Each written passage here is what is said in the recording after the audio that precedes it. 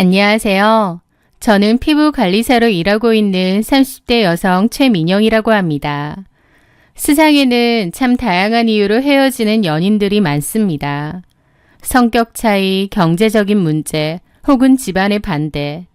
저 역시 6년이라는 긴 시간 동안 제 20대를 온전히 다 바쳐 만났던 남자친구와 이별을 겪었습니다. 처음에는 그 이별의 이유가 안타까운 현실의 벽 때문인 줄만 알았어요. 하지만 그 이별의 이면에 숨겨진 진짜 이유, 그리고 제가 6년 동안 믿어 의심치 않았던 제 연인과 친구의 추악한 민낯을 알게 된 후 저는 사람에 대한 믿음을 완전히 잃어버릴 뻔했습니다. 그 기막히고 어이없는 배신, 그리고 그들의 처절한 최후에 대한 이야기를 차분하게 해볼까 합니다. 저에게는 6년을 만난 이요한이라는 남자친구가 있었습니다.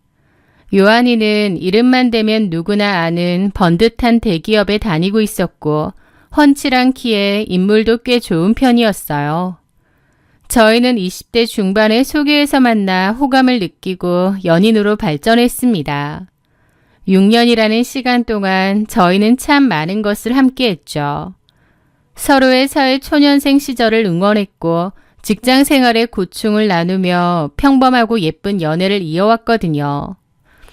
저희 둘 다 30대에 접어들면서 자연스럽게 결혼에 대한 이야기가 나오기 시작했는데요. 당연히 저는 요한이와 평생을 함께하고 싶었습니다. 하지만 본격적인 결혼 이야기가 오가면서부터 저희 사이에는 예상치 못한 큰 벽이 가로막혔습니다. 바로 요한이 부모님의 완강한 반대 때문이었죠.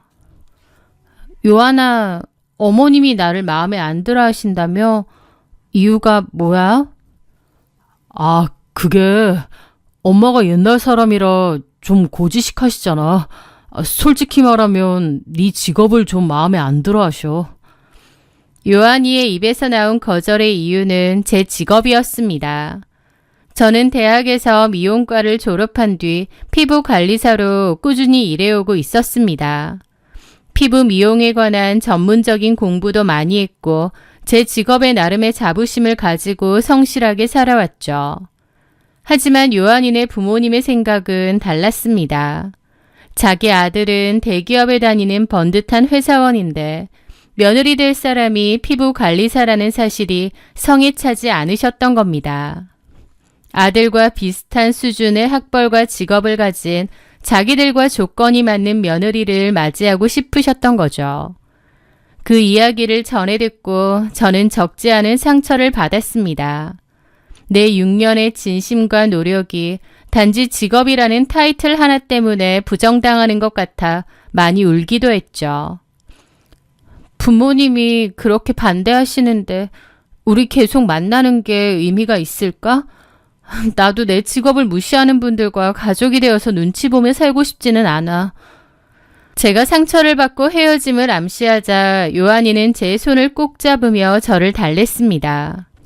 민영아, 미안해. 우리 부모님이 아무래도 나한테 욕심이 좀 있으셔서 그래. 내가 시간 두고 천천히 부모님 설득할 테니까 나 믿고 조금만 기다려줘. 어? 요한이의 다정하고 확신에 찬 위로에 저는 다시 마음을 다잡았습니다. 그래, 6년이나 만났는데 이 정도 위기는 같이 극복해야지. 저는 요한이의 말을 굳게 믿고 부모님의 마음이 열리기를 묵묵히 기다리기로 했던 거죠. 마음이 복잡하고 답답하던 어느 날 저는 대학 동기이자 친한 친구인 조혜민을 만났습니다. 혜민이는 저와 대학에서 같은 미용과를 졸업한 친구였습니다. 지금은 자기 이름으로 작은 속눈썹 연장샵과 왁싱샵을 차려서 운영하고 있었죠. 동종 업계에서 일하고 있는 친구였기에 누구보다 제 마음을 잘 이해해 줄 것이라 생각했습니다. 저희는 술 한잔을 하며 밀린 이야기를 나누었죠. 혜민아, 나 요새 진짜 너무 스트레스 받아. 요한이랑 결혼 얘기 나오는데 요한이네 부모님이 나를 반대하신대. 반대? 왜? 너 6년이나 아무 문제 없이 잘 만났잖아. 내 직업이 마음에 안 드신대. 요한이는 대기업 다니는데 나는 피부 관리사라고. 수준이 안 맞는다고 생각하시나 봐. 나 진짜 너무 속상해서 요 며칠 잠도 못 잤어. 제 하소연을 들은 혜민이는 자기 일처럼 발끈하며 저를 위로해 주었습니다. 와, 진짜 어이없다. 요새 세상에 직업에 귀천이 어딨어. 너도 기술직인데 대기업 다니면 다야? 민영아, 너 너무 상처받지 마. 요한 씨가 중간에서 잘하겠지. 요한 씨 너 엄청 사랑하잖아. 친구의 따뜻한 위로를 받으니 꽉 막혔던 속이 조금 뻥 뚫리는 기분이었습니다. 혜민이와 한참 수다를 떨고 있는데 요한이에게서 전화가 왔습니다. 민영아, 친구랑 아직 같이 있어? 내가 지금 데리러 갈게. 진짜? 혜민이도 같이 있는데 괜찮아? 당연하지. 온 김에 혜민 씨도 가는 길에 같이 데려다 주면 되겠다. 이따 봐. 얼마 지나지 않아 요한이가 차를 몰고 저희가 있는 가게 앞으로 왔습니다. 혜민이도 요한 씨 차 덕분에 편하게 가겠네 라며 고마워했고 저희는 자연스럽게 요한이의 차에 탔죠. 그렇게 저는 조수석에 혜민이는 뒷좌석에 앉았습니다. 그런데 출발하기 전 요한이가 내비게이션을 검색하더니 저를 보며 말하더군요. 민영아, 내비게이션 보니까 경로가 애매하네. 너희 집을 먼저 들러서 널 내려주고 그 다음에 혜민 씨 샵 쪽으로 가서 내려주는 게 동선이 훨씬 낫겠다. 그렇게 해도 되지? 보통은 여자친구인 저를 제일 마지막에 바래다 주는 것이 자연스러웠기에 순간 싶었습니다. 하지만 지도를 보니 혜민이의 집 방향이 저희 집에서 조금 더 외곽으로 빠져야 하는 곳이라 요한이의 말이 틀린 건 아니었습니다. 아, 그래. 동선이 그러면 어쩔 수 없지. 알겠어. 혜민아, 나 먼저 내릴게. 오늘 얘기 들어줘서 고마워. 민영아. 오늘 푹 쉬고 너무 스트레스 받지 마. 저는 아무런 의심 없이 저희 집 앞에서 먼저 차에서 내렸습니다. 그리고 제 남자친구인 요한이와 제 친한 친구인 혜민이가 단둘이 남겨진 차가 멀어지는 것을 가만히 지켜보며 손을 흔들었습니다. 그런데 그날 이후 요한이의 행동이 미세하게 달라지기 시작했습니다. 원래 저와 데이트를 할 때면 핸드폰을 테이블 위에 올려두고 별 신경을 쓰지 않던 사람이었는데 어느 순간부터 핸드폰을 항상 화면이 안 보이게 뒤집어 놓는 거예요. 그리고 제가 다가가면 황급히 카톡 창을 닫거나 화면을 끄는 모습이 종종 목격되었고요. 요한아, 누구랑 그렇게 연락을 해? 제가 무심코 물으면 요한이는 조금 과장된 몸짓으로 핸드폰을 주머니에 집어넣으며 대답했습니다. 회사 친하녀. 요새 부서에 골치 아픈 일이 좀 있어서 업무 얘기 좀 하느라 그래. 그래? 너무 신경 쓰지 말고 밥 먹어. 회사 형이라는 말에 저는 더 이상 캐묻지 않았습니다. 의심하기에는 6년이라는 시간 동안 요한이가 저에게 보여준 신뢰가 꽤 두터웠거든요. 하지만 그렇게 2달 정도가 흘렀을 무렵이었습니다. 어느 주말 여느 때처럼 만나 밥을 먹고 있는데 요한이의 표정이 몹시 어두웠습니다. 결혼 준비에 대해 묻는 저의 말에 묵묵부답이던 그가 조심스럽게 입을 열었습니다. 민영아, 우리 결혼 말이야. 아주 조금만 미루는 게 어떨까? 미루자고? 왜? 어머님이 아직도 반대가 심하셔? 아니, 그것도 그런데 최근에 집안에 좀 안 좋은 일이 생겼어. 할아버지께서 갑자기 많이 편찮으셔서 상을 치를 수도 있을 만큼 너무 안 좋아. 이런 분위기에서 당장 결혼 얘기 꺼내는 건 무리일 것 같아서. 결혼을 미루자는 말에 가슴이 철렁했지만 집안 어른이 편찮으시다는 말에 저는 서운함을 드러낼 수 없었습니다. 아, 그런 일이 있었구나. 그럼 어쩔 수 없지. 결혼이야 나중에 분위기 좋아지면 다시 얘기하면 되니까. 힘내. 저는 요한이의 손을 잡으며 오히려 그를 위로해 주었습니다. 하지만 그 위로가 무색하게도 불과 한 달 뒤 요한이는 저를 카페로 불러내더니 너무나도 차갑고 일방적인 이별을 통보했습니다. 민영아, 미안해. 우리 여기서 그만하자. 어? 그게 무슨 소리야? 갑자기 헤어지자고? 할아버지 편찮으시다는 것 때문에 그래? 아니, 그동안 곰곰이 생각해봤는데 나 우리 부모님 반대 무릅쓰고 너랑 결혼할 자신 없어. 계속 설득해 보려고 했는데 안 되겠다. 나도 지쳤고. 결혼 못할 거면 여기서 빨리 정리하는 게 너한테도 좋을 것 같아서. 그의 눈빛은 너무나도 단호했고 일말의 미련이나 애정조차 남아있지 않았습니다. 이효아, 너 진짜 이기적이다. 나한테 기다려달라고 해놓고 이렇게 하루아침에 일방적으로 헤어지자고 한다고? 미안해. 더 이상 할 말 없어. 잘 지내. 요한이는 제게 말할 기회조차 주지 않고 자리에서 일어나 카페를 나가버렸습니다. 저는 혼자 남아 멍하니 굳어버렸습니다. 아무리 부모님 반대가 심하다고 해도 이렇게까지 갑작스럽고 모질게 이별을 통보할 수 있는지 이해할 수가 없었습니다. 부모님 설득할 수 있으니 기다리라고 해놓고 갑자기 6년의 청춘이 한순간에 부정당하는 기분에 저는 매일 밤을 눈물로 지새웠습니다. 억울하고 분했지만 또 어쩔 수 없이 받아들여야만 했습니다. 부모님이 반대한다고 했고 그 반대를 무릅쓰기 힘들다는데 어쩌겠나요? 그렇게 헤어진 지 한 달 정도 지났을 무렵이었습니다. 저와 혜민이를 모두 아는 대학 동기 친구에게서 갑작스럽게 전화가 걸려왔습니다. 민영아, 너 혜민이 소식 들었어? 아니, 나 요새 정신 없어서 애들 연락 잘 안 했잖아. 혜민이 무슨 일 있어? 조혜민 결혼한다던데? 결혼? 걔 남자친구 없었잖아. 갑자기 웬 결혼? 근데 있잖아. 더 대박인 건 혜민이 지금 임신이란 소문이 있어. 정말? 그런 말 안 했는데 나한테. 속도 위반해서 급하게 결혼한다고 주변에 말하고 다녔다는데? 친구의 혜민이 임신과 결혼 소식에 저는 깜짝 놀랐습니다. 남자친구의 존재도 몰랐는데 임신이라니.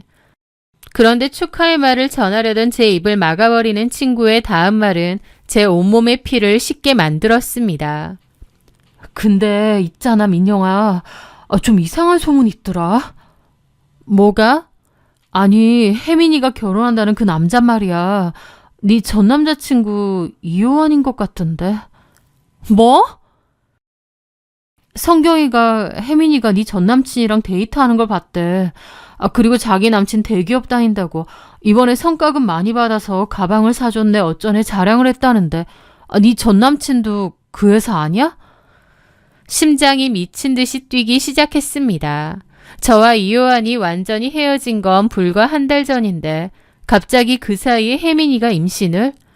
시간을 가만 계산해보니 제가 요한이의 차에서 먼저 내리고 두 사람을 단둘이 보냈던 그날이 정확히 3달 전이었습니다.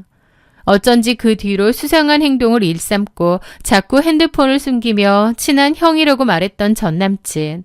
그리고 집안 어른이 아프다며 결혼을 미루자고 했죠. 이후에는 부모님 반대를 핑계로 헤어지자고 했고요. 설마 하는 마음으로 혜민이에게 전화를 걸었습니다. 신호음이 몇 번 울리지도 않았는데 혜민이가 전화를 받더라고요. 민영아, 오랜만이네. 무슨 일이야? 너무나도 평온하고 밝은 목소리였습니다. 저는 다짜고짜 본론부터 말했습니다. 혜민아, 너 임신했다며? 어떻게 알았어? 네가 주변에 결혼할 거라고 하고 다닌다며.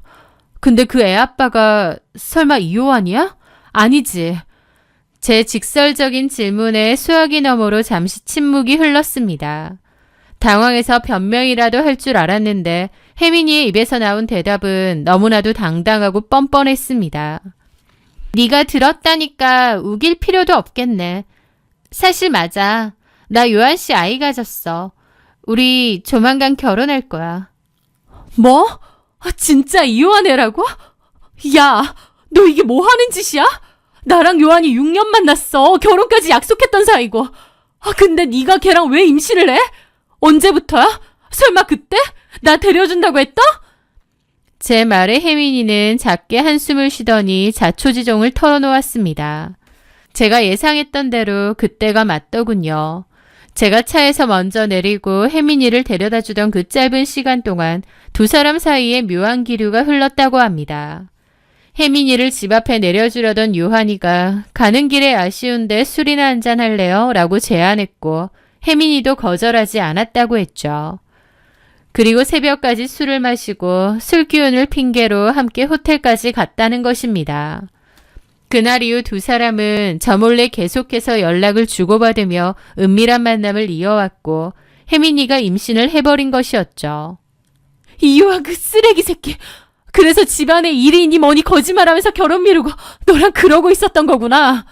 야, 이요한도 그렇고 너도 어떻게 이럴 수 있니? 친구라는 년이? 너희들이 어떻게 나한테 이럴 수가 있어?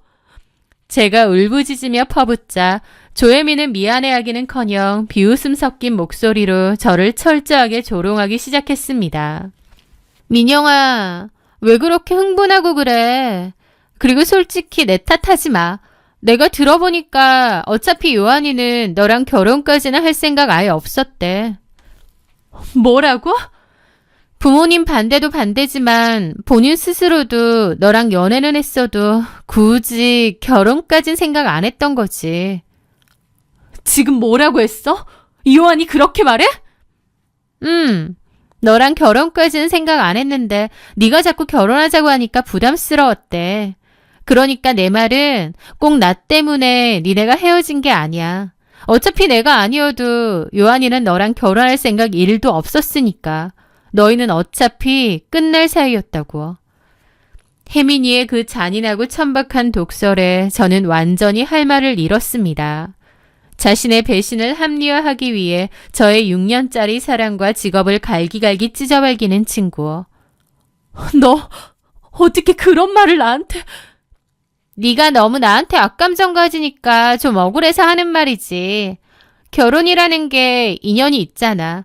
너랑 요한 씨는 인연이 아니었던 거고. 어쩌겠니? 받아들여 그냥. 라는데 말문이 턱 막히더라고요.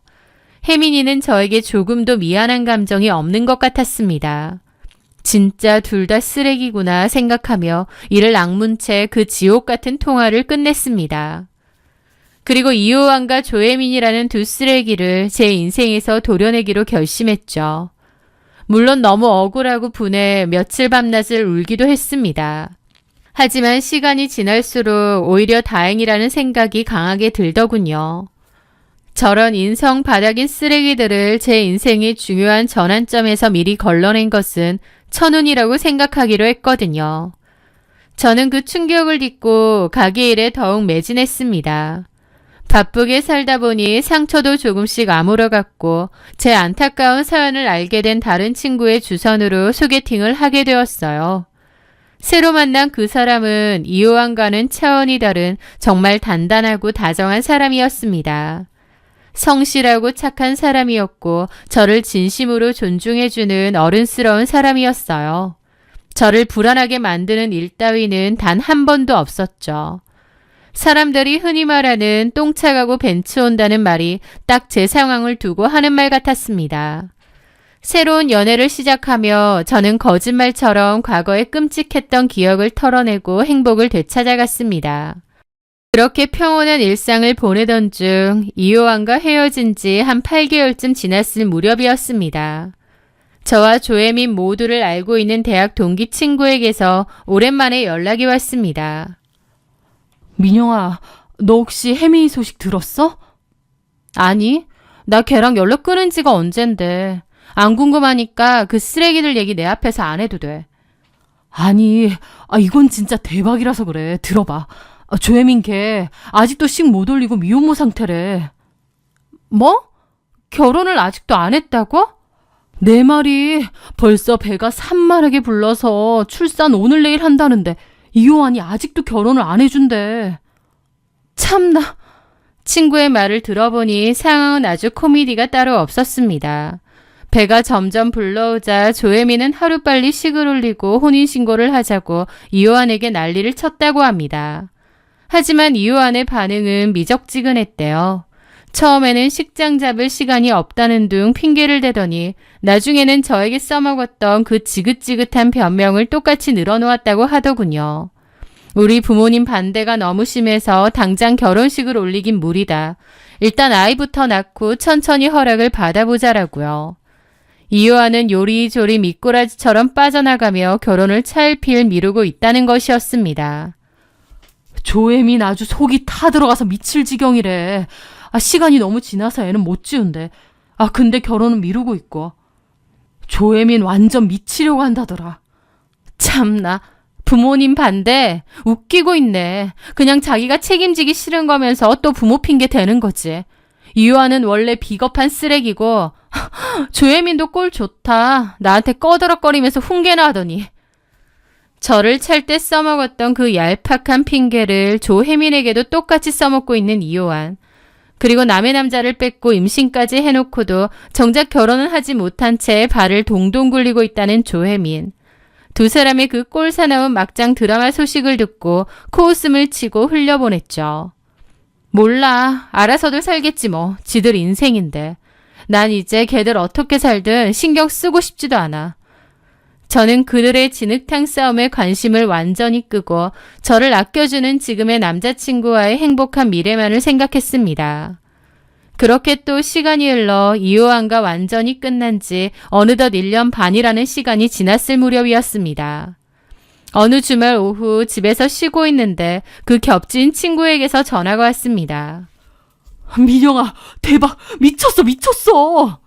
왜 그래? 무슨 일인데 그렇게 호들갑이야? 야, 이효안 결혼한대. 모바일 청첩장 찍었더라. 결혼식 2주 남았어. 저는 순간 실소가 터졌습니다. 참나, 기어코 드디어 하긴 하네. 조혜민 아주 입이 귀에 걸렸겠어. 그렇게 할 거 진작하지. 애 낳고 나서 이제서야 한다니? 하지만 친구의 다음 말은 제 예상을 완벽하게 빗나간 충격적인 내용이었습니다. 아니야, 조혜민이랑 결혼하는 거. 신부가 다른 여자라고. 저는 깜짝 놀랐습니다. 뭐? 신부가 조혜민이 아니라고? 그래, 카톡으로 모바일 청첩장 보냈어. 봐봐. 저는 친구가 전송해준 모바일 청첩장 링크를 눌러보았습니다. 화면 가득 화사하게 웃고 있는 웨딩 사진 속 신랑은 분명 이효안이 맞았습니다. 하지만 그의 곁에서 순백의 드레스를 입고 미소 짓고 있는 신부는 조혜민이 아닌 단 한 번도 본 적 없는 낯선 여자였습니다. 야, 이게 진짜 뭐야? 이효안이 다른 여자랑 결혼을 한다고? 그럼 조혜민은 애도 있잖아. 걔 완전히 낙동강 오리알 된 거지. 조혜민 혼자 미혼모로 애 낳고 기르고 있다는데 이효안이 그냥 팽한 거지. 근데 조혜민은 이효안이 딴 여자랑 결혼하는 거 꿈에도 모를걸? 나도 이거 요한이 회사 쪽에 아는 사람이 있어서 우연히 알게 된 거거든. 상대 여자는 그 회사 임원 딸이고 본인도 그 회사 연구원이래. 기가 막혔죠. 조혜민과의 결혼을 차일피일 미루던 이효안은 결국 조혜민 몰래 조건 좋은 다른 여자와 결혼식을 올리려 하고 있었던 것이죠. 청첩장의 날짜와 예식 시간을 확인한 저는 코웃음이 절로 났습니다. 그 두 인간들의 처절한 결말을 제 눈으로 보고 싶더군요. 그렇게 저는 결혼식 날까지 기다렸습니다. 그리고 당일날 서둘러 외출 준비를 했죠. 청첩장에 적힌 결혼식 시간은 오후 1시였고 아직 1시간 남짓 여유가 있었습니다. 저는 택시를 잡아타고 조혜민의 왁싱샵으로 곧장 향했습니다. 샵문을 열고 들어가니 손님도 없이 텅 빈 가게 카운터에 앞치마를 두른 조혜민이 앉아있더라고요. 혼자 독박 육아와 샵 운영을 병행하느라 얼굴이 반쪽이 되어 있는 것 같았죠. 저를 발견한 조혜민의 눈이 휘둥그레졌습니다. 너 채민이요? 네가 여길 왜 와? 혜민아, 오랜만이다. 표정이 왜 그래? 행복한 신부가 되어 있을 줄 알았는데 얼굴이 아주 엉망진창이네. 너 뭐야? 나 약 올리려고 왔니? 용건 없으면 당장 나가. 너 왜 아직도 이효안이랑 결혼 안 했어? 그 말에 조혜민은 노려보더라고요. 그걸 왜 궁금해하는데? 우리가 알아서 할 거야. 너랑 결혼은 하긴 한데 어이가 없네. 당연히 하지. 우리 사이에 애가 있는데. 요한이가 부모님 설득하고 조만간 날짜 잡을 거라고 했어. 그러니까 좀 내 가게에서 나가줄래? 날이 잔뜩 선 그녀의 목소리에 저는 픽 웃으며 주머니에서 핸드폰을 꺼냈습니다. 아휴, 이요한 진짜 레파토리도 안 바뀐다. 그놈의 부모님 반대. 야, 이거나 봐. 저는 조혜민 얼굴 앞으로 이요한의 모바일 청첩장을 들이밀었습니다. 너 이거 알고 있었니? 화면에 떠있는 이요한의 이름과 웨딩드레스를 입은 낯선 여자의 사진.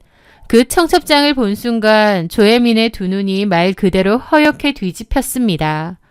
핏기가 가신 그녀의 손이 사시나무 떨리듯 떨리기 시작했습니다. 이게 뭐야? 이게 대체 뭔데? 보면 몰라? 네가 임신까지 해가며 나한테서 뺏어갔던 이요한 오늘 결혼해. 다른 여자랑. 너 아예 몰랐던 거야? 와, 이요한 대단하다. 뭐? 부모님 설득해서 너랑 몇 개월 안에 결혼한다고? 웃기고 있네. 결혼은 오늘 하는구만. 그것도 다른 여자랑. 조혜미는 핸드폰을 빼앗아 들고 화면을 뚫어지게 보며 덜덜 떨었습니다. 현실을 부정하려 숨을 헐떡이는 그녀의 귓가에 저는 그녀가 1년 전 저에게 뱉었던 그 잔인한 말을 토시 하나 틀리지 않고 고스란히 되돌려 주었습니다. 혜민아, 그러고 보니 이요한은 나뿐만 아니라 너랑도 애초에 결혼할 생각이 전혀 없었나 보네? 너 입 안 닥쳐? 당장 안 꺼져? 저는 그녀의 비명에도 아랑곳하지 않고 그녀의 멘탈을 산산조각 내기 위해 천천히 또박또박 팩트를 꽂아 넣었습니다. 네가 나한테 그랬잖아. 이요한이 나랑 연애는 해도 굳이 결혼까지 못하겠다고 했다며. 근데 너한테도 그랬구나. 애까지 낳았는데도 기어코 너랑은 결혼하기가 싫었나 봐. 세상에 어쩜 좋니? 조혜미는 완전히 이성을 잃고 날뛰었습니다. 그녀는 두르고 있던 왁싱샵 앞치마를 거칠게 벗어 바닥에 패대기 치더군요. 이요한이 개새끼 날 속이고 딴 여자랑 결혼을 해? 조혜미는 눈이 완전히 뒤집힌 채 카운터에서 가방만 덜렁 챙겨 들고 샵을 뛰쳐나갔습니다. 길가로 뛰어나간 그녀는 허겁지겁 차를 타고 청첩장에 적힌 예식장으로 향했죠. 저는 그 뒤로 택시를 잡아타고 그녀의 뒤를 쫓았습니다. 이 완벽한 파멸의 순간을 제 두 눈으로 직접 확인하지 않으면 평생 후회할 것 같았으니까요. 예식장은 시내에서 꽤 유명하고 고급스러운 호텔 식장이었습니다. 제가 택시에서 내려 식장 안으로 들어갔을 때 결혼식은 이미 시작되어 한창 무르익어가고 있었습니다. 저는 하객들 틈에 섞여 조용히 맨 뒷자리에 자리를 잡았습니다. 단상 위에는 턱시도를 빼입은 이요한과 신부가 서로 마주보며 서 있었어요. 주례사가 한창 이어지고 하객들은 박수를 치며 두 사람의 앞날을 축복하고 있었죠. 이요한의 입가에는 세상을 다 가진 듯한 미소가 걸려 있었고요. 하지만 그 결혼은 제대로 끝낼 수가 없었죠. 조혜민이 등장했으니까요. 이요아! 이 쓰레기 같은 새끼야! 적막한 웨딩홀 아래 조혜민의 악에 바친 고함 소리가 쩌렁쩌렁 울려 퍼졌습니다. 수백 명의 하객들이 일제히 뒤를 돌아보았고 단상 위에 있던 이요한은 유령이라도 본 사람처럼 사색이 되어 굳어버렸습니다. 신랑 측 부모님석에 앉아있던 요한이의 부모님도 기겁을 하며 자리에서 일어났습니다. 저 여자 뭐야?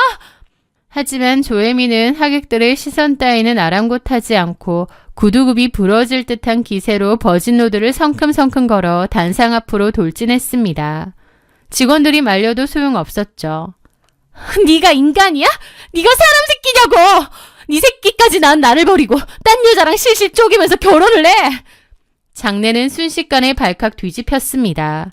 하객들 사이에서 애가 있다고? 저 여자가 애 엄마야? 하는 웅성거림이 터져나왔습니다.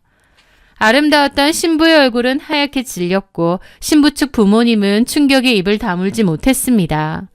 요한이는 덜덜 떨며 마이크도 없이 조혜민을 향해 소리쳤습니다. 너 미쳤어? 당장 나가. 이 여자 미친 여자예요. 끌고 나가세요. 미친 여자? 너 지금 나한테 미친 여자라고 했어? 네가 나한테 부모님 반대 심하니까 애부터 낳고 천천히 결혼하자며. 근데 내 뒤통수를 치고 딴 여자한테 장가를 가. 너는 이 결혼 절대 못해! 조혜민은 이효안의 멱살을 거칠게 틀어쥐었습니다. 그리고 이효안의 얼굴에 손톱을 세워 핥히고 주먹으로 가슴을 치며 미친 듯이 오열했죠. 나 이거 안 놔? 신부가 비명을 지르며 뒷걸음질을 쳤고 신부 측 아버지가 얼굴을 불그락 푸르락 해져서는 단상으로 뛰어올랐습니다. 저 여자 말 사실이야? 자네 애가 있어? 결혼식장은 그야말로 아수라장이 되었습니다. 호텔 보안 요원들이 달려와 조혜민을 뜯어말렸지만 조혜민은 바닥에 드러누워 악을 쓰며 식장을 완벽하게 초토화시켰습니다. 저는 식장 맨 뒷줄 벽에 팔짱을 끼고 기대어 서서 그 한편의 막장 드라마 같은 난장판을 아주 즐거운 마음으로 구경했습니다. 수백 명의 하객들 앞에서 서로의 밑바닥을 뜯어먹으며 파멸하고 있는 꼴이 어찌나 통쾌하던지요. 그날의 스트레스가 싹 날아가는 완벽한 사이다였습니다. 당연히 그날 이효안의 결혼식은 파토가 났습니다. 신부 측 가족들은 이효안의 뺨을 갈기고 식장을 떠나버렸고 하객들도 혀를 차며 수군거렸죠. 나중에 친구를 통해 들어보니 결혼식장에 직장 동료들과 상사들이 수두룩하게 와 있었고 그 엄청난 결혼식 사건은 회사 전체에 쫙 퍼졌습니다. 게다가 파혼당한 신부의 아버지가 회사의 임원이었으니 이효안이 그 회사에서 버틸 수 있을 리 만무했죠. 임원은 당장 이효안을 부서에서 내쫓고 매일같이 피말리는 인사보복을 가했다고 합니다. 결국 이효안은 사람들의 경멸 어린 시선과 압박을 견디지 못하고 사표를 쓰고 회사를 도망치듯 나와야 했다더군요. 이효안과 조혜민의 진흙탕 싸움은 법정으로까지 이어졌습니다. 이효안은 조혜민을 명예훼손으로 고소하고 조혜민 역시 지지 않고 이효안을 상대로 양육비 전액을 일시불로 토해내라며 맞고소를 진행 중이라더군요. 서로를 죽일 듯이 물어뜯는 그 처절한 소송전 때문에 조혜민의 왁신샵은 문을 닫은 지 오래라고 합니다. 장사는커녕 매일 경찰서와 법원을 들락거리며 혼자 애를 업고 지옥 같은 소송을 치르고 있겠죠. 저는 그들의 소식을 전해 들을 때마다 실소를 터뜨리며 고개를 젓습니다. 나를 연애 상대로는 봐도 결혼은 못하겠다며 6년의 사랑을 모욕했던 이효안, 친구의 남자를 빼앗아 임신까지 하고서 나를 조롱했던 조혜민, 가끔은 6년이라는 시간을 허비하게 만든 이효안을 생각하면 이가 갈리기도 하지만 한편으로는 안도감이 훨씬 큽니다. 조혜민처럼 아이까지 낳고 비참하게 팽당하는 것보다는 차라리 그 전에 끝내는 게 훨씬 나으니까요. 끼리끼리 만나 철저하게 파멸해준 그 두 사람 덕분에 저는 진정한 행복이 무엇인지 깨달았습니다. 저는 그때 친구가 소개해 주었던 다정하고 단단한 지금의 남자친구와 아주 잘 만나고 있습니다. 만난 지 1년이 조금 넘었는데 서로에 대한 굳건한 신뢰를 바탕으로 자연스럽게 결혼 이야기가 오가고 있고요. 남자친구의 부모님 역시 제 직업을 존중해 주시고 저를 친딸처럼 아껴주셔서 이효안의 부모에게 받았던 상처도 모두 치유되었습니다. 사람 인연이라는 게 참 신기해요. 똥차가 지나가면 벤츠가 온다는 옛말이 제 삶을 통해 이렇게 완벽하게 증명될 줄은 몰랐습니다. 저는 앞으로도 저를 갉아먹었던 과거의 쓰레기들을 완벽하게 잊고 지금 제 곁을 지켜주는 좋은 사람들과 함께 당당하고 행복한 앞날을 만들어갈 것입니다. 제 길고 다사다난했던 이야기를 끝까지 들어주셔서 진심으로 감사합니다.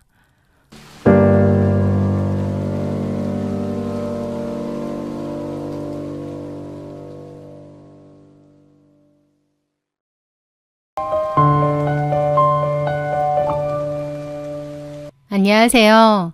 저는 어릴 적 부모님을 여의고 치열하게 제 삶을 개척해온 30대 직장인 이미연이라고 합니다. 사람들은 저마다 크고 작은 상처를 안고 살아간다고 하지만 저는 유독 가족이라는 단어 앞에서 늘 작아지곤 했습니다. 엄마 아빠 없이 큰이모와 큰이모부 손에서 자랐기 때문입니다. 이모네 식구들은 저를 핍박하거나 모질게 대하지 않았습니다. 오히려 저를 조카로서 많이 아껴주셨고 밥 한 끼 굶기지 않고 고등학교까지 무사히 졸업시켜 주셨거든요. 저는 그 사실에 지금도 진심으로 감사하며 살고 있습니다. 하지만 머리가 굵어지면서 어쩔 수 없이 깨닫게 되는 현실이 있었습니다. 아무리 잘해주셔도 저는 큰 이모네의 친자식이 아니었고 이모와 이모부 그리고 사촌 형제들 사이에서 저는 언제나 보이지 않는 선을 지켜야 하는 객이었다는 것을요. 마음 한켠에는 늘 채워지지 않는 가족에 대한 결핍과 애정 결핍이 자리 잡고 있었죠. 게다가 큰이모네 가정 형편이 그리 넉넉한 편은 아니었습니다. 저를 고등학교까지 거두어 주신 것만으로도 벅찬 일이라는 것을 알았기에 저는 20살이 되어 대학에 입학할 때 큰이모에게 간곡히 부탁드렸습니다. 이모, 저 20살 첫 대학 등록금까지만 딱 한 번만 도와주세요. 그 뒤로는 제가 아르바이트하고 장학금 받아서 어떻게든 제 힘으로 졸업할게요. 이모는 기특하다며 첫 학기 등록금을 마련해 주셨고 저는 그 약속을 지키기 위해 20살 이후로 완벽한 독립을 했습니다. 학비를 벌기 위해 휴학을 거듭해야 했고 학자금 대출을 받으며 밤낮 없이 아르바이트를 뛰었습니다. 식당 서빙, 편의점 야간 알바, 과외, 카페 등 안 해본 일이 없었죠. 남들이 흔히 말하는 대학생활의 낭만, MT나 동아리 활동, 캠퍼스 커플 같은 추억은 제게 사치였습니다. 오직 알바를 하고 틈틈이 공부한 기억밖에 없는 말 그대로 알바몬의 삶이었죠. 비록 남들보다 조금 늦게 대학을 졸업하긴 했지만 저는 누구에게도 손 벌리지 않고 제 힘으로 번듯한 회사에 취업했다는 사실에 큰 자부심을 느끼며 억척스럽게 살아왔습니다. 그렇게 회사에 적응하며 평범한 직장인으로 살아가던 어느 날 친한 지인의 소개로 한 남자를 만나게 되었습니다. 그 사람이 바로 제 전 남자친구 이명환이었습니다. 명환이는 의료기기 관련 영업을 하는 사람이었는데요. 첫 만남에서부터 그는 눈에 띄게 매력적이었습니다. 키도 크고 훤칠한 외모에 영업을 직업으로 삼고 있어서 그런지 말주변이 무척 좋았거든요. 분위기가 어색해질 틈도 없이 재치 있는 농담을 던졌고 사람을 편안하게 이끄는 묘한 매력이 있었죠. 그의 품이 너무나 따뜻하게 느껴졌고 애정에 목말라 있던 저는 명환이의 다정함에 순식간에 푹 빠져들었습니다. 그렇게 우리는 연인으로 발전했죠. 명환이는 참 다정한 남자친구였습니다. 영업직이라 이리저리 사람을 만나느라 바쁜 와중에도 저를 살뜰히 챙겼고 우리는 자연스럽게 미래를 약속하는 사이가 되었어요. 우리가 만난 지 1년 반쯤 되었을 무렵 남친이 혼자 살고 있던 자취방의 전세 계약 기간이 애매하게 만료되는 시점이 다가왔습니다. 미연아, 어차피 우리 내년이나 내후년쯤에는 결혼할 거잖아. 다시 새로운 집 구해서 이사하고 복비 내고 하는 것도 다 돈 낭비인데 이참에 아예 너네 집으로 들어가면 안 될까? 먼저 짐 합쳐서 같이 살아보자. 저 역시 그 제안이 합리적이라고 생각했습니다. 혼자 사는 외로움에 지쳐 있기도 했고 무엇보다 명환이와 하루빨리 가족이라는 울타리를 만들고 싶었기에 그의 동거 제안을 흔쾌히 수락했습니다. 그렇게 명환이는 짐을 싸서 저희 집으로 들어왔고 우리는 예비 부부처럼 달콤한 동거 생활을 시작했습니다. 동거를 시작하고 얼마 지나지 않아 고등학교 시절 친하게 지냈던 친구에게서 연락이 왔습니다. 고등학교 동창들 10명 정도가 모여서 오랜만에 저녁이나 같이 먹자는 연락이었죠. 취업 준비하느라 바빠서 오랫동안 보지 못했던 친구들이라 반가운 마음에 모임에 나갔습니다. 그 모임 장소에 채혜나도 나와 있었습니다. 혜나는 고등학교 3학년 때 저희 반으로 전학을 온 친구였는데요. 학창시절 저랑 개인적으로 단짝처럼 친했던 건 아니지만 제 무리의 친구들과 두루두루 잘 어울려 지냈기에 친구기는 했죠. 오랜만에 나타난 혜나의 모습은 제 기억 속의 모습과는 완전히 달랐습니다. 눈이나 코를 살짝 성형한 것인지 과거보다 훨씬 더 화려해진 이목구비에 한눈에 봐도 수백만 원은 좋게 넘어 보이는 명품 가방과 화려한 브랜드 옷으로 온몸을 휘감고 있었거든요. 와, 혜나, 너 진짜 이뻐졌다. 옷이랑 가방도 다 명품이네. 너 요새 무슨 일 해? 혜나는 아주 여유로운 미소를 지으며 손사래를 쳤습니다. 일은 무슨, 나 그냥 취미 삼아서 동네 필라테스 샵에서 강사일 조금 하고 있어. 돈 벌려고 하는 건 아니고 그냥 몸도 풀 겸 심심해서 나가는 거야. 취미로 필라테스 강사를 한다는 그녀의 말에서 묘한 여유가 묻어났습니다. 해나는 지갑에서 명함을 여러 장 꺼내어 친구들과 제게 돌렸습니다. 너희도 운동 필요하면 우리 샵으로 와. 내가 지인 할인 팍팍 해줄게. 해나는 자신의 화려한 근황을 늘어놓기 시작했습니다. 본인은 고등학교 졸업하고 한국에서 대학을 안 갔다고 했습니다. 대신 부모님이 지원해 주셔서 외국으로 유학을 다녀왔고 20대 내내 해외여행을 다니며 여유롭게 인생을 즐기면서 살았다는 거예요. 좀 의아했던 건 제 기억 속의 해나는 그렇게 돈을 펑펑 쓸 수 있는 부잣집 아이가 아니었습니다. 그런데 해나는 자연스럽게 부연 설명을 덧붙이더라고요. 사실 우리 아빠가 사업을 하시는데 나 고등학교 때까지만 해도 사업이 좀 많이 힘드셨거든. 집안 사정이 썩 좋진 않았지. 근데 나 20살 되고 나서 아빠 사업이 대박이 터지면서 살림이 확 핀 거야. 아빠가 고생시켜서 미안했다면서 그때부터 내가 하고 싶은 거, 사고 싶은 거 다 하게 해주시더라고. 그래서 유학도 다녀오고 지금은 이렇게 편하게 사는 거지 뭐.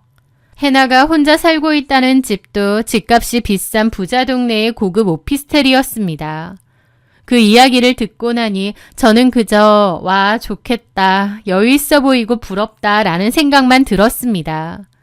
20대 내내 학비 벌겠다고 아르바이트를 하며 잠을 쪼개 살았는데 해나는 아빠 사업이 잘 되어 유학 가고 명품 두르며 사는구나 싶어 아주 약간의 씁쓸함도 있었지만 티를 내지는 않았죠. 술자리가 이어지던 중 해나가 제 어깨와 등을 유심히 보더니 말을 건넸습니다. 미연아, 너 등이랑 어깨가 너무 많이 굽었다. 거북목도 좀 심하고. 그녀의 말은 정확했습니다. 저는 대학 시절 내내 식당 서빙이나 무거운 짐을 나르는 알바를 많이 했고 취업 후에도 매일 컴퓨터 앞에 앉아 야근을 밥 먹듯이 하다 보니 허리와 목, 어깨 상태가 몹시 안 좋았습니다. 거북목도 있고 만성 통증에 시달리고 있었죠. 우리 샵 와서 나한테 교정 좀 받아. 내가 외국에서 물리치료 관련해서 공부도 엄청 깊게 했고 체형 교정 전문이거든. 네 몸은 내가 확실하게 펴줄게. 그녀가 꽤나 전문적인 용어까지 섞어가며 자신있게 말하자 저는 솔깃했습니다. 운동이 좀 필요하다 싶었는데 친구기도 하고 또 해나가 물리치료 공부까지 깊게 했다고 하니 더더욱 믿음이 갔죠. 그래? 그럼 나 이번 달 월급 타면 네 샵으로 등록하러 갈게. 잘 부탁해. 그렇게 저는 해나가 일하는 필라테스 샵에 3개월치 수강 등록을 하고 운동을 배우기 시작했습니다. 해나는 강사로서 꽤 열정적으로 저를 가르쳐 주었고 우리는 운동을 하며 개인적인 근황을 나누면서 고등학교 때보다 조금 더 가까워졌어요. 그러던 어느 날이었습니다. 퇴근 후 필라테스 샵에 가서 수업을 받고 나오려는데 하늘에 구멍이라도 뚫린 듯 엄청난 폭우가 쏟아지기 시작했습니다. 우산을 챙겨오지 않았던 데다 집도 10분 거리로 그리 멀지 않았기에 남자친구인 명환이에게 데리러 와달라고 전화를 했습니다. 명환이는 흔쾌히 차를 몰고 샵 앞으로 왔죠. 마침 해나도 자신의 마지막 수업이 다 끝났다며 퇴근 준비를 하고 있었습니다. 비가 너무 많이 와서 해나 역시 발을 구르고 있었기에 저는 자연스럽게 명환이에게 부탁했습니다. 명환아, 비가 너무 많이 오는데 해나도 마침 퇴근한대. 해나네 집에 좀 데려다주고 가자. 아, 그래. 미연이 친구분 뒷자리에 타세요. 그렇게 저와 명환이 그리고 해나는 셋이서 같은 차를 타게 되었습니다. 해나네 집은 좀 돌아가야 했지만 그래도 친구를 위해 차를 같이 탄 거죠. 저는 조수석에 탔고 해나는 뒷자리에 탔습니다. 그리고 차 안에서 어색한 침묵을 깨기 위해 제가 먼저 명환이와 해나를 서로 정식으로 소개했죠. 해나는 전혀 낯을 가리지 않는 성격이었습니다. 명환이 역시 영업을 하는 사람이라 처음 보는 사람과도 어색함 없이 대화를 이어나가는데 도같은 사람이었죠. 명환 씨라고 불러도 되죠? 미연이 남친분 엄청 훈남이시네요. 인상 너무 좋으시다. 아, 감사합니다. 해나 씨도 엄청 미인이시네요. 미연이 자세 좀 잘 교정해 주세요. 애가 일만 하느라 몸이 많이 상했거든요. 걱정 마세요. 제가 미연이 척추 일자로 쫙 펴드릴 테니까. 비가 와서 차가 막히는 30분 남짓한 시간 동안 명환이와 해나는 핑퐁 게임을 하듯 아주 자연스럽게 대화를 주고받았습니다. 해나는 명환이의 유머에 까르르 웃으며 맞장구를 쳤고 명환이 역시 해나의 화려한 라이프 스타일이나 고급스러운 취미 이야기에 큰 관심을 보이며 티키타카를 이어나갔죠. 명환아, 운전 조심해. 앞이 하나도 안 보이네. 제가 중간중간 운전에 집중하라고 주의를 줄 정도로 두 사람의 대화는 끊임없이 이어졌습니다. 하지만 그때까지만 해도 저는 정말 아무런 의심이나 불쾌감이 없었습니다. 명환이는 원래 넉살이 좋고 말하는 걸 직업으로 하는 사람이고 해나도 워낙 부잣집 딸의 쿨하고 활발한 성격이라 사람을 참 편하게 대하는구나 정도로만 생각했거든요. 어찌 보면 좀 아니라고 순진한 생각이었죠. 해나를 오피스텔에 내려주고 집으로 돌아오는 길 명환이는 넌지시 제게 물었습니다. 네 친구 저렇게 좋은 데 살아? 집안이 엄청 빵빵한가 보네. 아버지가 하시는 사업이 잘 돼서 돈 많이 번대. 유학도 다녀오고 그냥 취미로 필라테스 강사한다고 하더라고. 아, 아버지가 그렇게 빵빵해? 부럽네. 그치. 나도 좀 부럽더라고. 고등학교 땐 안 그랬는데 20살 때부터 아버지 사업이 대박났대. 그때 명환이의 목소리에 미세하게 섞여있던 묘한 동경과 호기심을 눈치챘어야 했는데 저는 피곤함에 눈을 감고 있느라 미처 알아차리지 못했습니다. 그리고 비 오는 날의 우연한 합승 이후 완벽할 것만 같았던 제 일상과 동거 생활에 서서히 금이 가기 시작했습니다. 어느 날부터인가 명환이가 핸드폰을 쥐고 있는 시간이 부쩍 늘어났습니다. 밤에 함께 누워있을 때도 예전처럼 다정하게 대화를 나누기보다는 화면을 보며 혼자 피식피식 웃는 일이 잦아졌거든요. 무엇보다 가장 이상했던 것은 결혼에 대한 태도의 변화였습니다. 명환아, 우리 이제 같이 산 지도 꽤 됐고 전세금도 더 모았는데 슬슬 부모님께 인사드리고 내년 봄쯤으로 식장 알아보러 다닐까? 요새는 1년 전부터 식장 잡아야 한대. 제가 설레는 마음으로 결혼 준비 이야기를 꺼내자 핸드폰을 보고 있던 명환이는 시선을 피하며 퉁명스럽게 말을 돌렸습니다. 아, 뭐 벌써부터 서둘러. 우리 아직 나이도 젊은데. 내가 요새 영업 실적 때문에 스트레스가 너무 많아서 결혼 준비까지 신경 쓸 여력이 없어. 그냥 당분간은 지금처럼 같이 살기만 하자. 급할 거 없잖아. 예전에는 본인이 먼저 빨리 시골리고 부부가 되자고 조르던 사람이었습니다. 갑자기 태도를 싹 바꾸어 결혼이라는 단어 자체를 회피하려 드는 명환이의 모습에 저는 당황스럽고 섭섭했죠. 내가 뭐 실수한 게 있나? 진짜 회사 일이 너무 힘들어서 그런 건가? 저는 애써 그를 이해하려 노력하며 묵묵히 밥을 챙겨주고 집안일을 도맡아 했습니다. 하지만 저를 향한 명환이의 태도는 갈수록 무심하고 서늘해졌습니다. 돌이켜보면 저는 참 미련할 정도로 그에게 맞춰주려 애를 썼습니다. 평생을 혼자 힘으로 살아남아야 했기에 제 몸에는 절약과 아끼는 습관이 깊게 배어 있었는데요. 데이트를 할 때도 비싼 레스토랑보다는 가성비 좋은 식당을 찾았고 동거를 하면서도 웬만하면 집에서 밥을 해먹으며 생활비를 아꼈습니다. 명환이는 연애 초반에 그런 제 모습을 보며 생활력이 강해서 배울 점이 많다. 진짜 현모양처감이다라며 칭찬을 아끼지 않았습니다. 저는 그 칭찬이 진심인 줄로만 믿고 우리 두 사람의 미래를 위해 더 열심히 돈을 모으고 아끼는 데 집중했죠. 하지만 어느 순간부터 명환이는 제가 마트에서 할인 상품을 고르거나 배달 음식 대신 집밥을 차려줄 때마다 미세하게 미간을 찌푸리곤 했습니다. 그럴 때면 저를 쳐다보는 눈빛에서 예전의 다정함 대신 묘한 피로감과 짜증이 묻어났지만 저는 그저 일 때문에 밖에서 사람들에게 치이다 보니 명환이가 좀 예민해진 것이라 스스로를 합리화했습니다.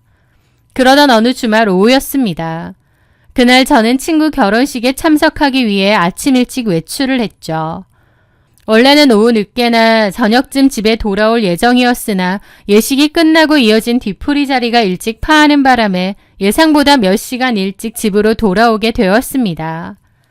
현관문 더하락 비밀번호를 누르고 안으로 조용히 들어섰을 때 집안은 고요했습니다. 명환이가 자고 있나 싶어 발소리를 죽이고 거실로 들어서는데 안방문이 살짝 열려 있었고 그 틈으로 명환이의 목소리가 들려왔습니다. 누군가와 스피커폰으로 통화를 하고 있는 것 같았죠. 통화 상대는 명환이의 친누나였습니다. 명환이와 연애를 하면서 몇 번 인사를 드린 적이 있었기에 목소리를 단번에 알아들을 수 있었어요. 그런데 그 열린 문틈으로 새어나오는 대화 내용은 제 두 귀를 의심하게 만들 정도로 충격적이고 잔인했습니다. 명환아, 너 진짜 걔랑 결혼할 생각이야? 나 솔직히 미연이 별로야. 애가 부모도 없이 이모네 집에서 얹혀 살았다고 했잖아. 그래서 그런가?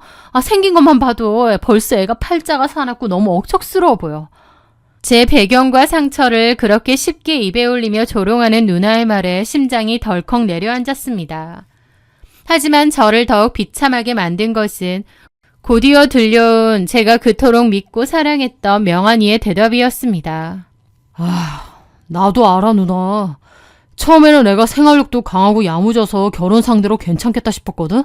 근데 막상 같이 살아보니까 그 억척스러운 게 도를 좀 넘더라고. 맨날 돈 아낀다고 궁상 떨고 사람 피곤하게 만들고 솔직히 말해서 좀 구질구질해.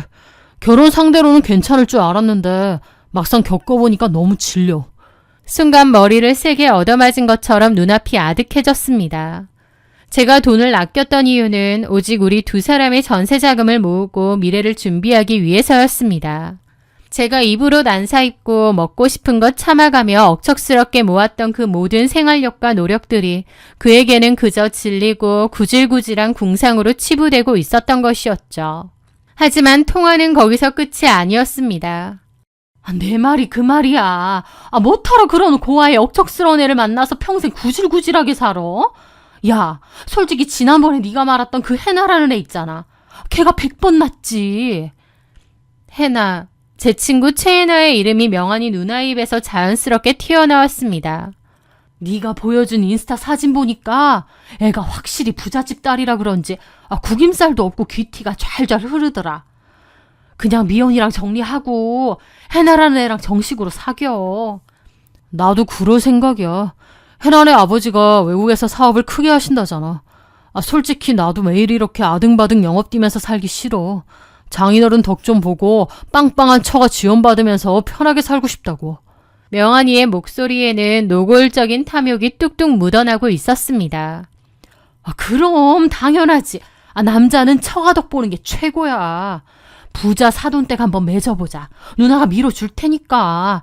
빨리 걔 정리하고 해나한테 공들여. 알고 보니 명환이는 비 오는 날 제 차에 해나를 태워다 준 이후 제가 해나에게 받았던 명함을 몰래 보고 해나에게 개인적으로 연락을 취했던 모양이었습니다. 그리고 저 몰래 제 친구인 해나와 은밀하게 연락을 주고 받았던 것이었죠. 더 이상 그 구역질나는 대화를 듣고 있을 수 없었습니다. 저는 덜덜 떨리는 손을 꽉 쥐고 안방문을 벌컥 열어젖혔습니다. 지금 무슨 소리 하는 거야? 제 갑작스러운 등장에 침대에 누워 낄낄거리며 통화하던 명환이는 기겁을 하며 벌떡 일어났습니다. 미연아, 너 언제 왔어? 그는 당황해서 황급히 통화 종료 버튼을 눌렀습니다. 얼굴이 하얗게 질린 명환이를 보며 저는 눈물을 쏟아냈습니다. 내가 억척스럽고 구질구질해? 부모 없는 게 내 잘못이야? 나 너랑 우리 미래 위해서 그렇게 아등바등 살았던 건데 어떻게 나한테 그렇게 말을 해? 그리고 해나는 또 뭐야? 내 친구한테 뒤로 연락하고 있었어? 제가 악을 쓰며 따져 묻자 명환이는 처음에는 당황하며 변명을 늘어놓으려 했습니다. 하지만 이내 제가 모든 통화 내용을 다 들었다는 것을 깨닫고는 오히려 뻔뻔하고 비겁한 태도로 돌변하더라고요. 그래. 들었으면 차라리 잘 됐다. 우리 이쯤에서 그만하자. 뭐? 헤어지자고? 그러자 명환이는 아주 비겁하게 자신의 부모님을 핑계 삼기 시작했습니다. 방금 전까지 처가덕을 보겠다며 탐욕을 드러내던 모습은 싹 지우고 말입니다. 솔직히 말할게. 우리 부모님이 너 고하라고 엄청 반대하셔. 이모 밑에서 자랐다고 해도 어쨌든 친부모 없는 거 뻔한데 어느 부모가 좋아하겠어. 나도 부모님 반대 무릅쓰고 너랑 결혼까지 밀어붙일 자신 이제 없어. 그러던 차에 우연히 혜나 씨랑 연락이 닿아서 몇 번 밥 먹고 얘기 좀 나눈 건 사실이야. 근데 너랑 다르게 여유도 있고 나랑 잘 맞더라고. 미안하다. 그냥 서로 더 상처받기 전에 여기서 끝내자. 정상적인 상황이었다면 그런 쓰레기 같은 남자의 뺨을 올려붙이고 쫓아내는 것이 맞을 거예요. 부모 없는 고아라고 제 상처를 후벼파며 핑계를 대는 그 인간에게 오만 정이 떨어지는 것이 정상이었을 겁니다. 하지만 당시에 저는 너무나도 어리석게도 그에게 매달리고 말았습니다. 평생을 이모네 집에서 눈치를 보며 자라며 가족이라는 울타리와 무조건적인 애정에 지독하게 목말라 있던 저였습니다. 저에게 명환이는 단순한 남자친구가 아니라 제가 처음으로 온전히 내 것이라고 믿었던 가족이 될 사람이었거든요. 이 남자마저 잃으면 저는 세상에 또다시 완벽하게 혼자 버려진다는 극도의 공포감과 상실감이 저를 덮쳤습니다. 명환아, 내가 잘못했어. 궁상 안 떨고 너한테 더 잘할게. 부모님 반대하시는 것도 내가 더 싹싹하게 잘해서 마음 돌릴 테니까 제발 나 버리지 마. 저는 자존심도 다 내팽개친 채 그의 바지가랑이를 붙잡고 엉엉 울며 매달렸습니다. 내 친구와 뒤로 연락을 했다는 배신감보다 당장 이 유일한 내 편을 잃게 될지도 모른다는 애정 결핍이 만들어낸 비참한 굴복이었죠. 제가 너무 서럽게 울며 매달리자 명환이는 조금 당황한 듯 한숨을 푹 쉬더니 제 어깨를 토닥여 주었습니다. 알았어, 미연아.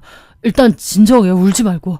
내가 요새 스트레스가 많아서 누나한테 홧김에 헛소리한 거야. 혜나 씨랑은 그냥 친구로 몇 번 연락한 게 다야. 일단 우리 시간을 좀 갖고 천천히 다시 생각해보자. 어? 그는 저를 안심시켜 주려는 듯 부드럽게 달래주었습니다. 제가 조금만 더 노력하고 맞춰주면 그의 마음을 되돌려 다시 예전처럼 다정한 사이로 돌아갈 수 있을 것이라 믿으며 바보같이 가슴을 쓸어내렸습니다. 하지만 그 안도감은 채 며칠을 가지 못했습니다. 그날 이후 명환이는 핑계를 대며 며칠 동안 집에 들어오지 않더니 제가 회사에 출근하여 집이 비어있는 낮 시간을 틈타 자신의 모든 짐을 빼서 흔적도 없이 도망을 가버렸거든요. 퇴근 후 텅 빈 옷장과 사라진 그의 짐을 발견했을 때 얼마나 기가 막히던지요. 전화를 걸어보았지만 이미 제 번호는 수신 차단이 되어 있었습니다. 그제야 애정 결핍으로 눈이 멀어 매달렸던 제 자신이 너무나도 한심하고 비참하게 느껴졌습니다. 그리고 그 비참함은 이내 저를 기만하고 뒤통수를 친 명환이와 채은아를 향한 걷잡을 수 없는 분노로 바뀌었죠. 저는 덜덜 떨리는 손으로 해나에게 전화를 걸었습니다. 신호음이 몇 번 울린 뒤 해나의 여유롭고 짜증 섞인 목소리가 들려왔습니다. 미연아. 왜? 전화기 너머로 들려오는 그 뻔뻔한 목소리에 피가 거꾸로 솟는 것 같았습니다. 최애나, 네가 어떻게 나한테 이래? 명환이랑 뒤에서 연락하고 있었어?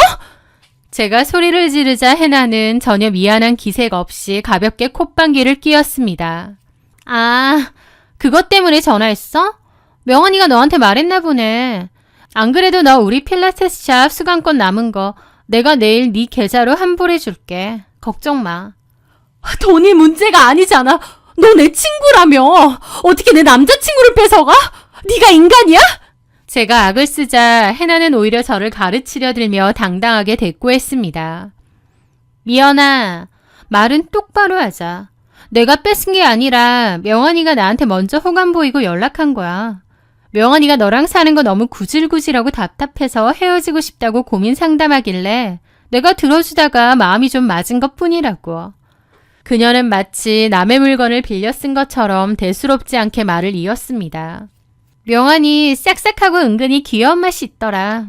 그래서 나도 마음에 들어서 한번 만나볼까 해. 막말로 너희가 뭐 결혼식장에 들어간 것도 아니고 혼인신고를 한 마누라도 아니잖아? 그냥 동거하다가 헤어진 건데 네가 이렇게 핏대 세우며 따질 권리는 없지 않니? 서로 피곤하게 굴지 말고 쿨하게 끝내자. 해나의 그 오만방자한 말에 저는 기가 막혀 숨이 턱 막혔습니다. 그 천박하고 이기적인 인성에 구역질이 났죠. 그래, 쓰레기들끼리 잘 어울리네. 근데 이건 알아야 될 거야. 너희 둘 다 천벌 받을 거야. 천벌? 그래, 알았어. 천벌 받을게. 라며 저를 조롱하더라고요. 너무 억울하고 분해서 며칠 동안 잠도 제대로 자지 못했습니다. 도망친 명환이나 친구의 남자를 가로채고도 뻔뻔하게 구는 해나 모두 제 손으로 갈기갈기 찢어놓고 싶었죠. 하지만 시간이 지나며 이성을 되찾기 시작했습니다. 애초에 제가 그토록 매달렸던 남자는 저를 사랑한 것이 아니라 그저 자신의 편의를 위해 저를 이용했을 뿐이라는 사실을 인정해야 했습니다. 결국 저는 이 더러운 인연들을 완벽하게 끊어내고 제 인생을 살기로 마음을 다잡았죠. 일주일 뒤 저는 필라테스 샵의 환불 문제도 처리하고 남은 짐도 챙길 겸 그 샵으로 찾아갔습니다. 그 쓰레기 같은 년의 얼굴에 시원하게 욕이라도 한 바가지 부어주고 끝낼 작정이었죠. 그런데 필라테스 샵 문을 열고 들어가 카운터에 있던 원장님에게 체에나를 찾자 원장님은 아주 질색하는 표정을 지으며 고개를 저었습니다. 체나요? 걔 여기 그만뒀어요. 아니, 그만둔 게 아니라 제가 쫓아냈죠. 저는 의아한 마음에 물었습니다. 네? 쫓아내다니요? 왜 갑자기? 그 말에 원장님은 기가 막히다는 듯 헛웃음을 터뜨렸습니다. 회원님은 체나 친구라고 하지 않았어요? 근데 모르세요? 뭘요? 저 걔랑 영 끊었는데. 걔 부잣집 딸이니 뭐니 하고 다니던데. 그거 다 개뻥이었죠? 네? 친구라면서 몰랐어요? 며칠 전에 우리 샵에 아주 한바탕 난리가 났었어요. 그게 무슨... 며칠 전에 걔 수업 시간에 웬 인상 험악한 중년 여자분이 샵으로 들이닥치더니 대뜸 수업하고 있는 걔 머리채를 확 낚아채더라고요. 원장님의 설명에 따르면 상황은 그야말로 아수라장이었습니다. 중년 여자는 해나의 머리채를 질질 끌고 나와 로비 바닥에 패대기 치며 온갖 쌍욕을 퍼부었다고 합니다. 원장도 놀라서 말리려다가 중년 여성이 밀쳐서 다칠 정도였다고 하더라고요. 그러면서 그 중년 여자가 하는 말이 기가 막혔대요. 2년이 내 남편 돈으로 비싼 오피스텔 얻어 살고 명품 처바르고 다녀? 내가 도저히 못 참겠다! 체에나는 비명을 지르며 발버둥을 쳤고 샵 안에 있던 다른 회원들과 강사들은 기겁을 하며 얼어붙었다고 했어요. 그때 헐레벌떡 샵 안으로 웬 중년 남자 한 명이 뛰어들어와 그 중년 여자를 말리기 시작했습니다. 그런데 그 중년 남자의 얼굴을 본 순간 원장님과 다른 강사들은 경악을 금치 못했다고 합니다. 그 남자요. 체나가 회식 때 아빠라고 인사시켰던 사람이었어요. 원장님, 우리 아빠예요. 늦은 시간인데 제가 술까지 먹었다고 하니 저 데리러 오셨어요. 하길래 제가 깍듯하게 인사까지 했단 말이에요. 순간 제 머릿속에서도 무언가 번쩍하고 스쳐 지나갔습니다. 20살이 되고 나서 아빠 사업이 대박이 났다던 해나의 자랑, 아빠가 하고 싶은 거 다 하게 해주고 유학까지 보내줬다는 그 여유로운 말들. 근데 그 중년 여자가 눈이 뒤집혀서 소리를 지르더라고요. 2년이 아빠 뻘 되는 내 남자한테 스폰 받아서 몸 굴리고 돈 뜯어내고 다녔다고요. 해나가 아빠라고 부르며 자랑했던 그 사람은 진짜 친아빠가 아니라 해나에게 고급 오피스텔을 얻어주고 명품과 용돈을 대주던 아빠뻘 되는 유부남 스폰서였던 것입니다. 20살 이후로 살림이 확 폈다는 것, 외국으로 유학을 가고 여행을 다니며 놀았다는 것, 모두 그 유부남 스폰서의 돈으로 호의호식하며 지냈던 더러운 과거를 포장한 새빨간 거짓말이었어요. 원장님은 가슴을 쓸어내리며 분통을 터뜨렸습니다. 그 난리를 치고 경찰까지 와서 샵 분위기 완전 다 망쳤어요. 내가 너무 열받아서 그날로 당장 해고해버렸다니까요. 진짜 그런 애들 때문에 성실하게 일하는 우리 필라테스 강사들 이미지까지 다 망친다니까요. 재수 없어 정말. 저는 멍하니 서서 원장님의 분노 섞인 푸념을 듣고 있었습니다. 처음에는 너무 엄청난 사실에 충격을 받아 입이 다물어지지 않았습니다. 하지만 충격도 잠시 제 머릿속에 명환이와 명환이 누나가 신이 나서 나누던 통화 내용이 떠오르기 시작했습니다. 해나의 아버지가 사업을 크게 하신다며 나도 장인어른 덕 좀 보고 살고 싶다. 부자 사돈댁 한번 맺어보자. 누나가 밀어줄 테니까 빨리 걔 정리하고 해나한테 공들여. 부모가 없다는 이유로 저를 억척스럽고 구질구질하다며 버린 내 전 남자친구. 그가 그렇게 굽실거리며 떡고물을 기대했던 미래의 장인어른이 사실은 최애나의 늙은 유부남 스폰서였다니.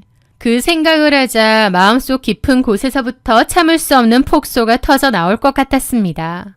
분노와 비참함으로 억눌려 있던 제 가슴이 한순간에 뻥 뚫리는 기분이었거든요. 그래, 부자 사돈 맺어서 장인어른 덕 많이 보고 살아봐라. 아주 완벽하고 환상적인 가족이네. 저는 마음을 고쳐먹었습니다. 처음에 명환이에게 전화해서 최애나의 실체를 다 까발리겠다고 협박할 작정이었습니다. 하지만 이내 생각을 고쳐먹고 입을 다물기로 했습니다. 제가 나서서 굳이 진실을 알려줄 필요가 없었으니까요. 그 두 쓰레기가 그려나갈 끔찍한 코미디가 너무나도 기대되었거든요. 저는 원장님께 환불 처리를 받고 남은 짐을 챙겨 미련 없이 샵을 나섰습니다. 그날 이후 저는 명환이와 해나에 대한 모든 연락과 관심을 완벽하게 끊었습니다. 저를 깎아내리고 버렸던 상처를 치유하기 위해 일에만 몰두했고 혼자만의 온전한 삶을 즐기기 위해 취미생활도 시작했어요. 남의 돈에 기대거나 허영을 부리지 않고 땀 흘려 번 돈으로 정직하게 살아가는 제 삶이 얼마나 당당하고 가치 있는 것인지 스스로 증명하고 싶었기 때문이죠. 그렇게 1년 가까운 시간이 흘렀을 무렵이었습니다. 회사 생활에 완전히 적응하고 평화로운 일상을 보내고 있던 저에게 명환이를 소개해준 지인 한 명으로부터 기막힌 소식 하나가 들려왔습니다. 미연아, 명환이 소식 들었어? 걔 이번 주 주말에 결혼하기로 했었는데 3일 전에 파토 나서 완전 개싸움 났대.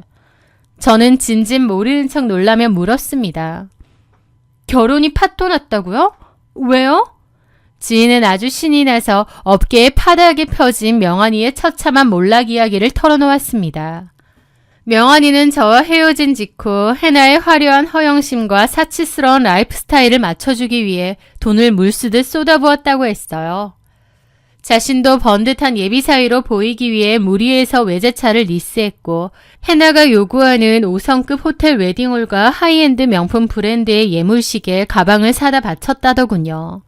하지만 명환이는 평범한 영업직 회사원이었을 뿐 그 어마어마한 비용을 감당할 재력이 없었죠. 결국 그는 은행에서 마이너스 통장을 한도 끝까지 끌어쓰고 이 금융권 대출까지 손을 대며 그야말로 영끌을 해서 해나의 허영심을 채워주었다고 했습니다. 최애나는 필라테스 샵에서 그 난리가 났음에도 여전히 그 늙은 스폰서를 몰래 만나고 있었던 모양이고 이명환에게도 비밀로 했나 보더라고요. 바보 같은 이명환은 어차피 결혼만 하면 장인어른이 사업 물려주시고 지원 팍팍 해주실 텐데 이 정도 투자는 아무것도 아니야라며 헛바람 제대로 들어 영업일도 똑바로 안 해서 실적도 엉망이었다고 하더라고요. 그런데 영원할 것 같았던 그들의 사기극은 결혼식을 불과 3일 앞두고 완벽하게 박살이 났습니다. 정확히 명환이가 그 사실을 어떻게 알게 되었는지는 모릅니다. 하지만 분명한 것은 명환이가 장인어른이라고 믿고 온갖 아부를 떨며 간쓸개를 다 빼주려고 했던 그 존재가 사실은 자기 예비 신부의 늙은 스폰서였다는 진실을 두 눈으로 마주하게 되었다는 것이죠. 결혼을 3일 앞두고 식장을 취소하려 했지만 당연히 취소도 안 됐을 것입니다. 환불도 안 된다는 걸 알자 그 앞에서 두 사람은 개싸움을 벌였다고 하더군요. 명환이는 해나에게 달려가 네가 나를 속였냐, 내 돈 다 내놔라 이 더러운 년아 라며 길길이 날뛰었고 해나는 지지 않고 속은 네가 등신이지, 네가 혼자 좋아서 명품 사다 바치고 대출 받아놓고 왜 나한테 난리야? 너도 속물이다 라며 악을 썼다고 합니다. 서로의 밑바닥을 가감없이 드러내며 치고받고 싸운 두 사람은 결국 파혼을 맞이했습니다. 하지만 파혼의 대가는 참혹했습니다. 이명환에게 남은 것은 날려버린 호텔 웨딩홀 계약금과 명품 예물 할부금, 그리고 엄청난 빚뿐이었죠. 지인에게 그 이야기를 전해 듣는 내내 저는 참았던 웃음이 새어나오는 것을 막을 길이 없었습니다. 세상에 이렇게 완벽하게 잘 어울리는 한 쌍이 어디 있을까요? 자신의 빈 껍데기를 채우기 위해 남의 돈에 기생하며 거짓말을 밥 먹듯 하던 허영심 가득한 여자와 여자의 거짓된 배경에 눈이 멀어 자신의 분수도 잊은 채 빚을 내어가며 욕심을 부렸던 얄팍한 남자. 유유상종이라는 말은 이럴 때 쓰라고 있는 것이 분명했습니다. 저는 그들이 왜 헤어졌는지 모를 정도로 두 사람이 평생 서로를 물어뜯으며 살았으면 참 좋았겠다는 짓궂은 아쉬움마저 들었습니다. 가끔 창밖을 보며 그때의 일을 떠올리곤 합니다. 만약 명한이와 해나가 눈이 맞지 않고 저와 결혼했더라면 어땠을까요? 저는 아마 평생을 그 이기적인 남자와 제 출신을 멸시하는 신우이의 눈치를 보며 억척스럽고 불행한 며느리로 살아갔을지도 몰라요. 저는 이제 부모님이 안 계신다는 사실을 제 인생의 흠이나 컴플렉스로 여기지 않으려 합니다. 저를 정성껏 돌봐준 이모와 이모부도 계시고 또 저도 누구보다 치열하게 제 두 발로 서서 여기까지 왔으니까요. 그건 부끄러울 게 아니라 자랑스러울 일이 아닌가 싶습니다. 허영에 찬 거짓말이나 누군가에게 기대는 요행 없이 땀 흘려 번 돈으로 당당하게 살아가고 있으니까요. 앞으로도 저는 남에게 상처 주지 않고 스스로에게 부끄럽지 않은 단단한 사람으로 살아갈 것입니다. 제 인생에서 쓰레기들을 알아서 치워준 그 기막힌 타이밍과 운명에 감사하며 말입니다. 저의 이야기를 끝까지 들어주셔서 진심으로 감사합니다.